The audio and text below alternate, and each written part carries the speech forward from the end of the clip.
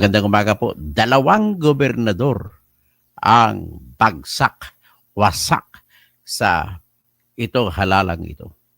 At ang dalawang gobernador na yan ay si Governor Gwen Garcia ng Cebu Province at si Governor Grex Lagman ng Albay. Parehong mga korap. Sabi ng ombudsman, parehong mga korap. So, kaya ating subaybayan, i-share po natin ito lahat para malaman ng lahat ng mga taga-Albay at taga-Cebu na huwag nang iboto ito. Ang problema lang sa Albay, ang kalaban niya ay si Noel Rosal na i-disqualify na rin ng COMELEC dahil sa isa pang korupsyon din. Ang kanyang korupsyon naman ay pamimili ng boto noong nakaraan. So ngayon, ito naman si Governor ng Albay, si Grex Lagman, ay pangunguha ng payula sa huweteng. Tagal na yung huweteng na, may mga huweteng pa rin. At ito siguro, kakampi siguro ito ni Saldico. At taga-Albay din si Saldico, tsaka ni Rods Gutierrez, Rods Rodrigo. Ako, saka si Jill Bungalon. Yung mga akubukol party list. Okay, dito tayo mag-usap tayo ngayon. Pag-usapan, i-presenta muna natin ang balita para kay Grex Lagman. Kay Grex Lagman po ay sayang, bata pa naman. Sinayang niya yung legasiya ni Albay congressman na namatay, si Edsel Lagman. Hindi ko alam kung ano-anong relasyon niya kay Edsel Lagman. So, tatanungin ko ang AI, what is the relationship of Grex Lagman to Edsel Lagman? Yan, makikita natin to. Ay, anak na Edsel Lagman, a veteran politician na namatay nung nakaraan habang congressman. The Lagman family has been active in Philippine politics for decades, with Edsel Lagman known for his work on human rights and reproductive health care. Grex Lagman followed in his father's footsteps, serving as vice governor before becoming governor of Albay. So, ang problema nito is dinismiss siya ng ombudsman sa trabaho sapagkat po ay nakakitaan ng ombudsman na siya po ay corrupt. Yan po ang nangyari. Corrupt po si Mr. Grex Lagman. So ngayon kung corrupt siya, magandang umaga Telly Jacinto, shout out sa Fort Myers, Florida, USA. So okay. Ito po si Grex Lagman. Ito po yung anak pala ni Edsel Lagman na congressman na napakatagal sa habang buhay, congressman ng Quezon City, kuminsan congressman ng Bicol. Yan po siya. Itong anak niya, na tinrain niya, ibig sabihin kung corrupt ang anak, corrupt din ba ang tatay? Yun lang, inipatay naman si Edsel, hindi natin masasabi, wala tayong ebidensya. Pero at least, ito napatunayan ng ombudsman na tumanggap ng 8 million mahigit na payola. Basahin po natin ang kaso ni Grex Lagman. The Office of the Ombudsman has dismissed Albay Governor Edsel Grex Lagman from his post due to grave misconduct in connection with accepting payola or payoff from huweting, an illegal numbers game. Lagman has denied the allegation and said he will appeal the decision in a 15-page decision dated January 28, 2025, but only released on Tuesday, April 29, or 13 days before the May 12 elections. The Ombudsman's Office said that at least 60 bank deposit slips po, matindi ang ebidensya laban sa iyo, Grex. 6 na po na bank deposit slips together with initial accusatory affidavits of complainant and witnesses show that Lagman received payoffs worth 8.1 million pesos from August 2019 to June 2022. These payolas were given in consideration or by a reason of respondent being the vice governor of the province of Albay. then in exchange for some future favor in relation to the operation of wetting, an illegal numbers game. The same were given in anticipation of a protection for the operation of wetting and the proliferation thereof in said province. Ibig sabihin, binigyan po siya ng 8 million mula nung sa loob ng 20, mula April 20, mula August 2019 hanggat June 2022. 8 million po ang halaga ng deposit slips ng bangko. Matindi. So, ibig sabihin, pag deposit slips po, ay lumabas ang bank account number. So, ang bank account number, ibig sabihin po, na-identify ang bank account number ni Governor Grex Lagman. Patay tayo. Ngayon, ito ngayon ang masama. No? Ang problema dyan sa Albay, halos lahat ng politiko dyan ay lagapak kung corruption pag-usapan. Meron dyan na dati Governor si Salceda, ay corrupt na ng tingin sa iba. Maraming kritisismo sa kanya. At dyan din sa Albay, si Elizaldico na party list ng Ako Bukol party list. Tsaka kasama si Jill Mongalod, bata pa pero deka-Rolex ng relo. Sabi ng mga nakakritisismo sa kanya. So ngayon, ano na lang maiwan dyan, magiging kinabukasan ng Albay.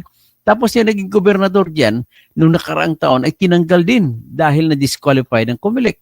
At ang pagka-disqualify ay corruption din ang dahilan. Namimili ng boto para manalo. Yan si Noel Rosal. Pero ngayon tumatakbo pa uli at siyempre nakakuha siya na hindi pa final yung decision kaya tumutuloy pa rin siya tumakbo. So ngayon, pag basura yan, si Noel Rosal, ang maswerte dyan, sino kayang ibang kandidato kahit maliit lang kinuha, kahit isang boto lang makuha, magiging gobernador. Yun po ang matindi dyan sa Albay. Kaya alam ko yung mga kaibigan ko, kasamahan ko sa journal dati, mga taga-Albay. Yung aking kasambahay na si Evelyn, taga-Albay. Paano ba to? Hindi iboboto nyo pa ba ito si Grex Lagman? Ay napatunayan na nagtumanggap ng 8 milyon na sa wetting para mapatakbo yung wetting. So, yan po ang problema ni Grex Lagman. Pero sabi niya, mag-apila daw siya, pero ang hirap sa tingin ko. Ang ombudsman ay kilala ko naman. Hindi ito magdidesisyon na gano'n tatanggalin siya kung ang bank account numbers na nakalagay sa 60 bank deposit slips na kabuuan ay 8.1 million ay walang ebidensya. Ibig po sabihin, totoo po yun. Ang problema na lang dito, paano may paliwanag? Bakit ka nagkaroon ng 60 deposit slips na may 8.1 million ang kabuuang halaga? Na ang kasunod na tanong dyan, nilagay mo ba yan sa iyong salin, Governor Grex Lagman? Baka naman hindi mo nalagay sa salin, panibagong kaso yan. So, further, the ombudsman said that statements of complainants and his witnesses through their initial sworn affidavits established that respondent promised that he will look the other way and refrain from using their investigative powers inquiring into the non-proliferation of Albay. Nung vice governor siya, hindi na siya nag-imbestiga. Kasi dapat obligasyon niya mag-imbestiga, hindi sila nag-imbestiga. Being the vice governor, hindi siya nagpatawag na ng hearing. Hindi niya inumpisa ng investigasyon.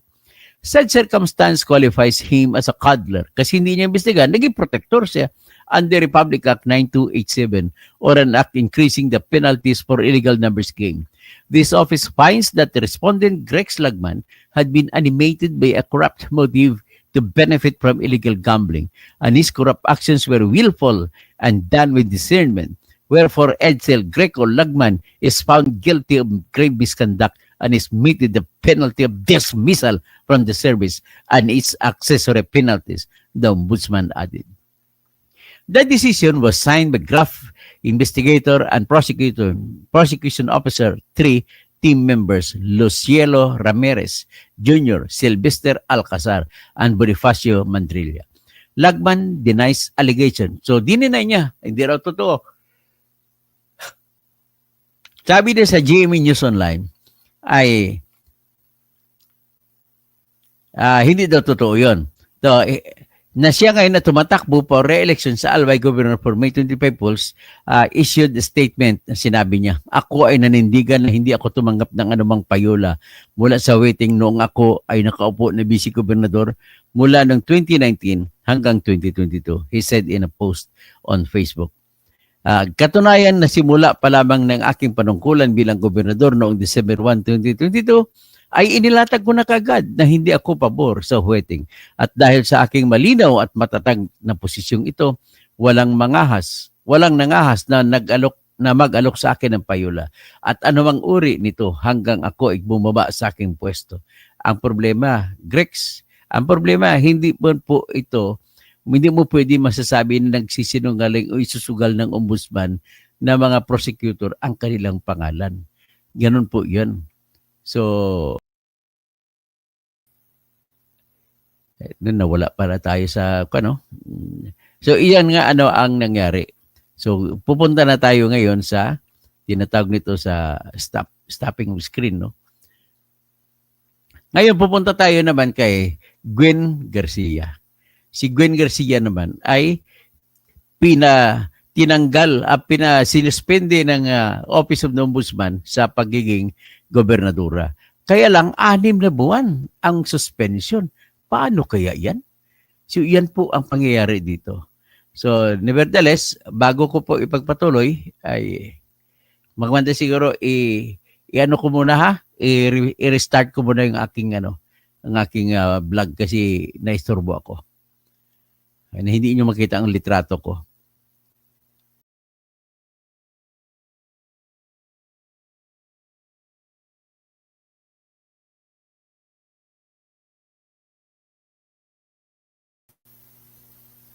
Ayun na, nakita niyo na litrato ko. So,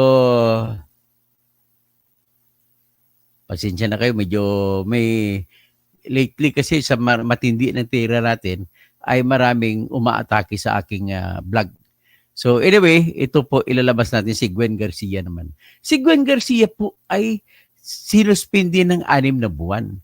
Kaya lang, yung pagsuspindi sa kanya sa 6 na buwan ay parang katulad na rin ng tinanggal siya sa pwesto. Bakit po?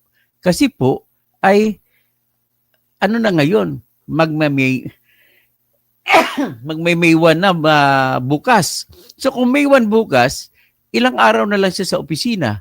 Ang opisina niya po ay hanggang June 30, 2025. So para mo na rin siyang tinanggal sa opisina.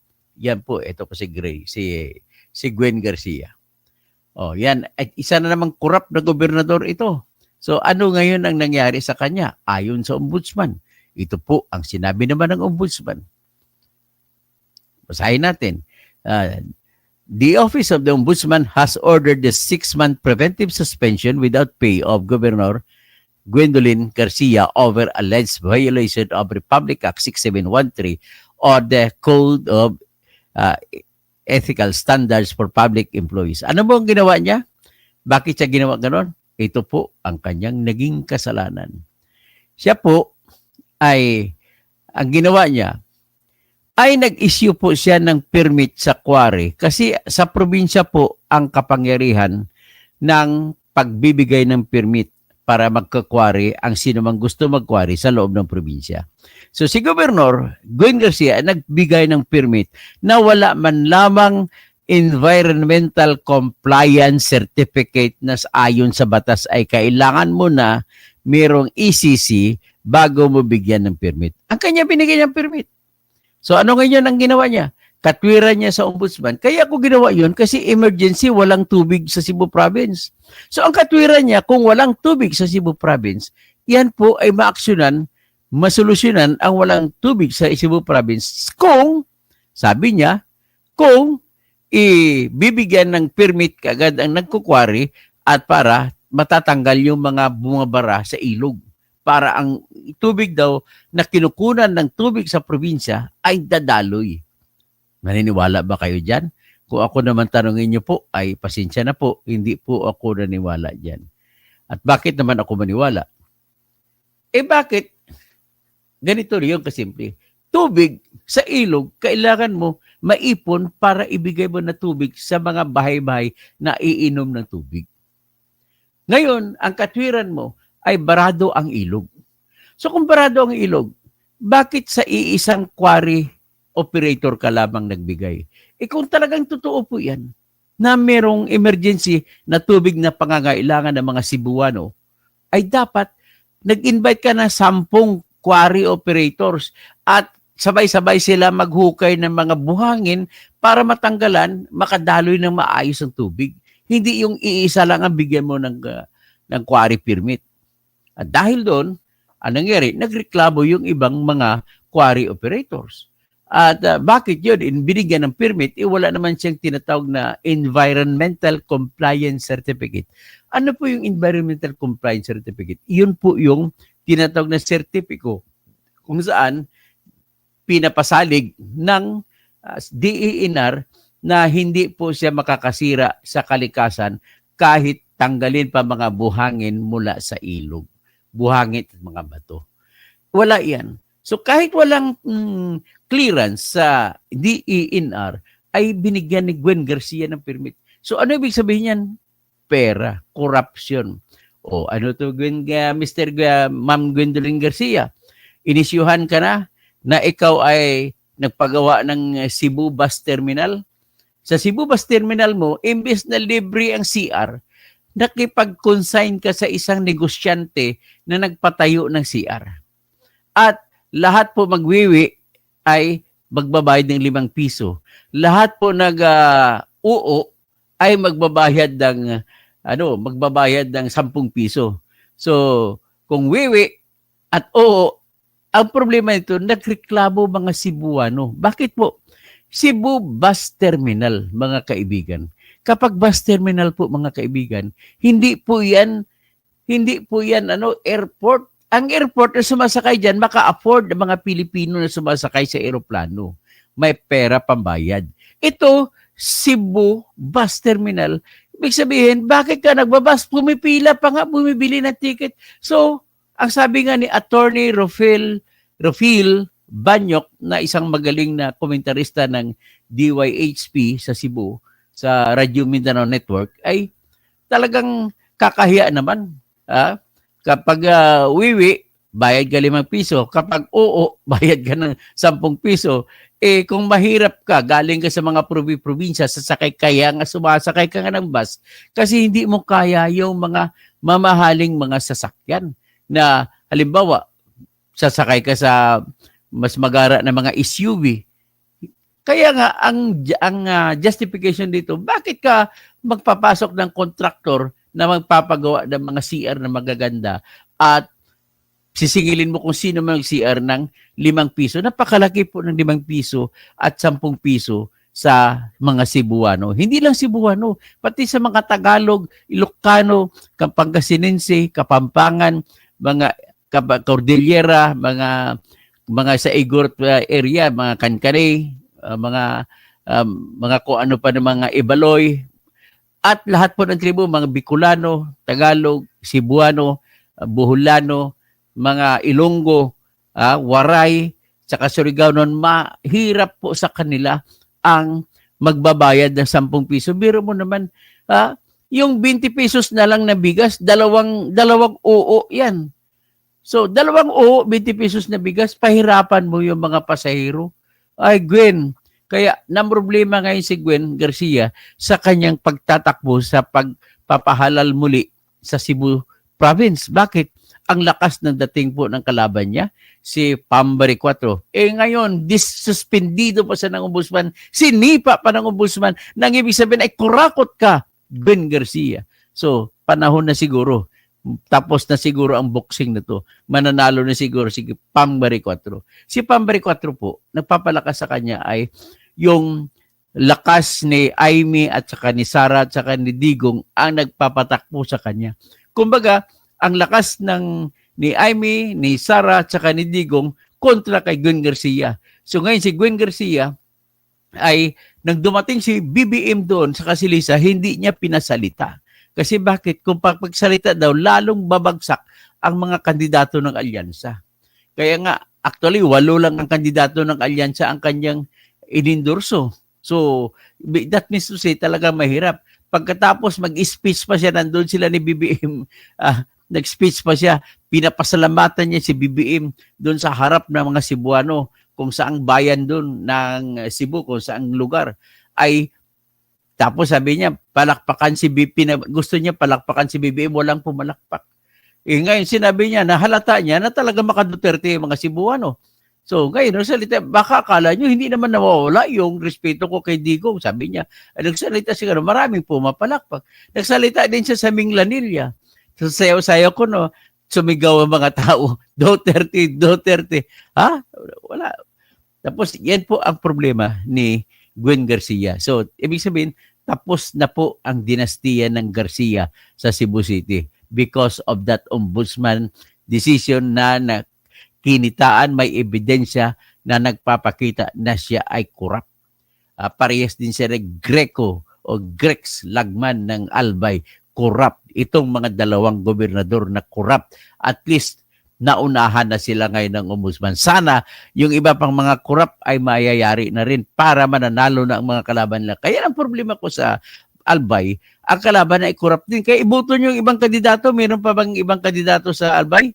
Yun ang endorso natin. Tingnan ko. Tanong ko sa AI.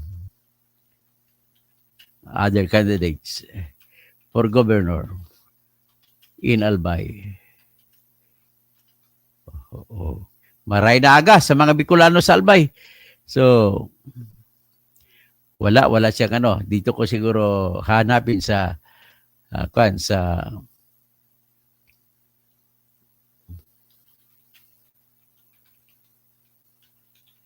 governor in Albay.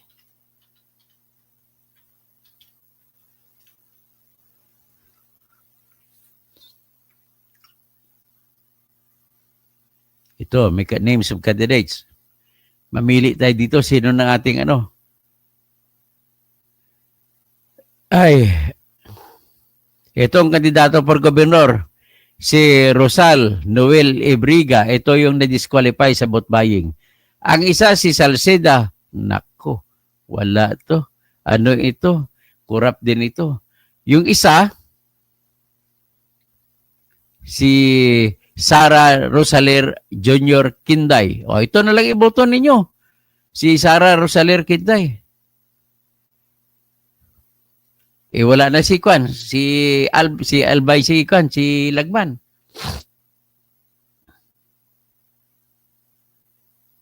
Tapos, ang pagka-vice governor, si Alegre, John Alegre, Te Aranja, tapos si Diday Ku, sa Hill Goyena. Anak ng, ito naman, tumakbo sa pagka-congressman sa 1st District, hindi na siya ako Bicol, ay si Jill Mongalon. Wag niyong iboto to si Jill Mongalon. Pati si Crisel Lagman, na kapatid ito na magnanakaw. Sa huiting, si Grex Lagman. Wag niyo na iboto yan, mga kalaban na lang iboto niyo. Pareho pala sila nagbanggaan, no? Si Bungalon at saka si Crisel Lagman. Nako, wala tayong magpipili. Wala mapagpilian mga taga-Albay. Ayan. Yung mga Oragon, wala mapagpilian. Pasensya kayo. Babuti pa sa Cebu, may mapagpilian pa, maganda pa ang natitira.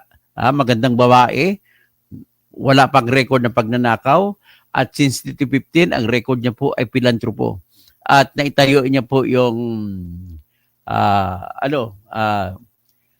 may titingnan natin, itatanong natin sa AI si Pam Baricuatro Foundation.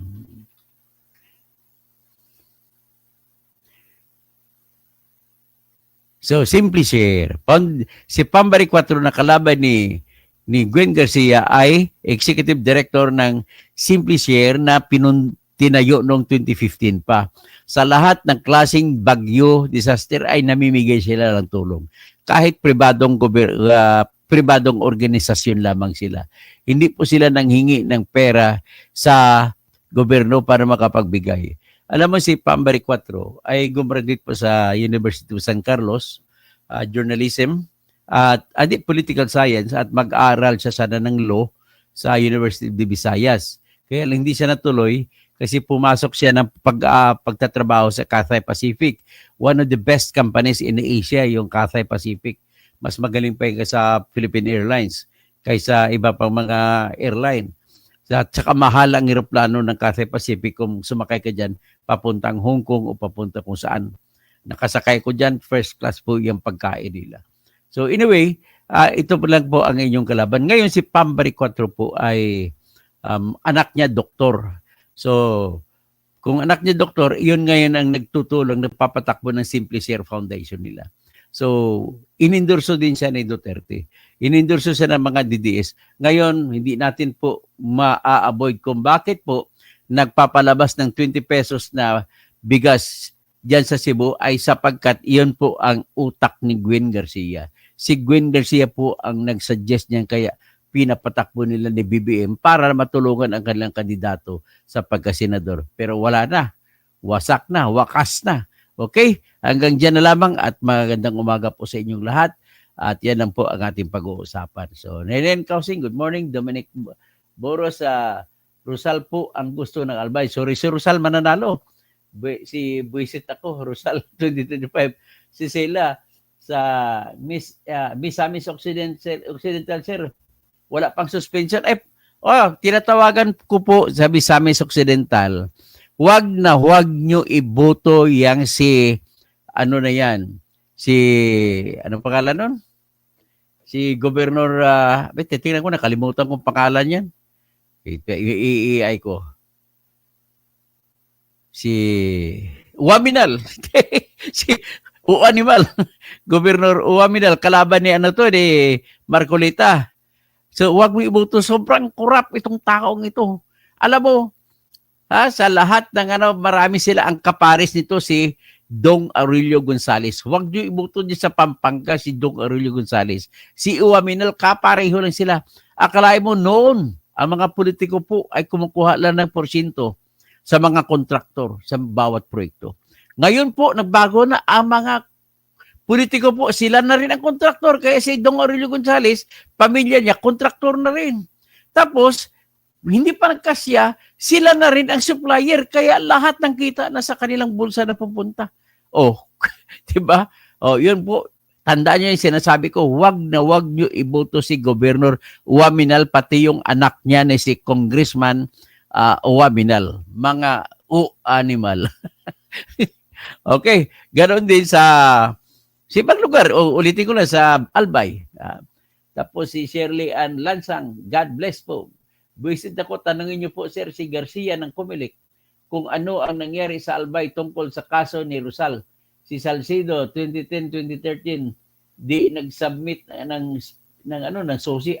So dapat kinasuhan niyo si Salceda ng hindi pag-submit ng SOSI, dapat disqualified na 'yan. Si Valerie Serna, sino pang iba? Si Dominic Moras, sino pa si Hadashi Tapiro, praying. Okay, ma'am, shalom. Tapos Dominic Moras sa Albay, yan ang aahawan ng mga buhaya, maski yung nananalo at binuto ng mga taga-Albay na gobernador, ginawan nila ng kaso para hindi makaupo. Ang naupong gobernador ay ang hindi naman binuto ng tao. Nako, pati mga pati mga Belfry dyan sa Kagsawa, baka ibebenta ninyo sa Albay, mga politiko sa Albay, pati yung Kagsawa Royns, baka ibebenta ninyo. Yan pa naman ang top attraction ng Albay, kasi ang ganda ng view dyan. Kumakain pa ko dyan ng pansit pa to, tsaka ice cream na sili. Nako. So, bumaba na din pala ang GDP natin, 5.3 sa plus. Nako, bagsak na, wala na. Pinayagan, sabi ni D, pinayagan niya mga minahan pera yung transport system sa Cebu, ayaw niya ipa-improve. Sablay pala yan si Gwen Garcia. Dr. Toto, good evening po. Honey, dapat lang na na mga salot na ninanakaw nila pera ng bayan. So, handa sa Tapero, shalom, long time, no see, Doc. Okay, Ferdinand San Juan, good morning po, Attorney Engineer Dr. Toto, Tirador, katotohanan.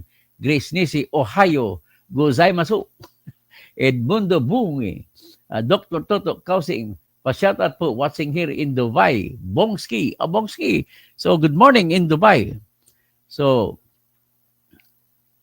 si Valerie Serna. So, ito lang pakiusap ko ha. Isa lang pakiusap ko muna. Saka na ako mag-endorso ng aking mga senador. Saka kung sino mang ibang mga politiko. Ay pakiusap ko lang po yung Bunyog, tulungan nyo naman. Kung wala pa kayong party list, Bunyog party list po. Okay? Saka yung sa senador namin, sa Bunyog ay si David D. Angelo. So kanina may pumunta rito na kaibigan ko, nakikiusap na si Attorney D. Angelo naman daw. Okay, sabi pareha daw kayo doon. Attorney, pareho kayo magaling nun, pareho kayo matulungin. Siyempre, narinig ko rin minsan si Attorney D. Angelo. Well, hanggang dyan lang muna tayo. Usisahin ba natin sila? Okay? Pero may pauna akong sabi, abangan nyo po ang aking expose laban po sa Mayura ng Malabon. Mayura ng Malabon na si Jenny Sandoval. Huwag nyo na iboto po, mga taga Malabon, yung si Jenny Sandoval at ang kanyang asawa ay ubusin na nila ang pera ng bayan. Dynasty naman sila sa Malabon. Ako, si Ricky Sandoval ang kanyang mister. Okay, Sabong Bicol, Maray Naga. Good morning po, Attorney Tudo. Watching from Pleasant Hill, California, USA. So, breaking news, 76% ang budget deficit ng bansa. First quarter of 2025 pa lang, tama lugi ang Pinas. So, okay, i-tackle natin later on at magandang umaga po sa inyong lahat.